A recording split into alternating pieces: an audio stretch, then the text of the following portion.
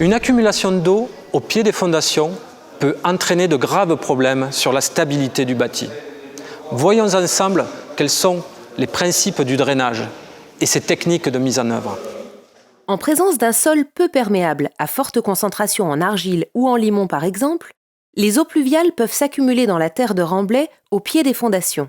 Cela peut affecter la stabilité et la tenue de l'ouvrage dans le temps. Principalement en fonction de la composition du terrain, il peut donc être nécessaire, dès la conception du bâtiment, d'envisager un drainage pour collecter et évacuer les eaux d'infiltration vers l'égout. Dans le cas d'une maison isolée, la solution de drainage la plus répandue consiste à installer un drain périphérique immédiatement le long de la fondation. Le drain est généralement un tuyau de PVC d'au minimum 100 mm de diamètre. Il est posé sur un lit de béton maigre qui forme une pente continue de 3 à 10 mm par mètre, nécessaire au bon écoulement de l'eau.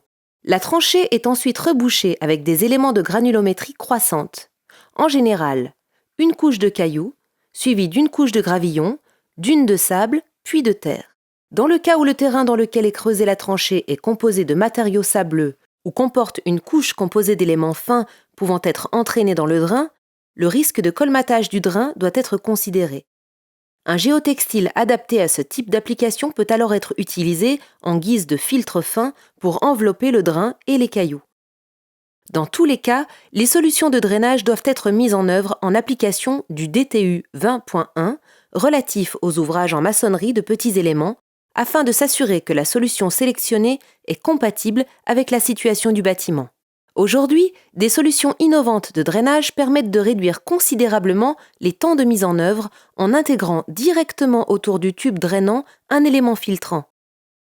La conception globale du réseau de drainage dépend de nombreux paramètres liés notamment au terrain et à l'implantation des bâtiments. D'autres solutions peuvent être envisagées, notamment en fonction du relief du terrain et de l'implantation des bâtiments avoisinants.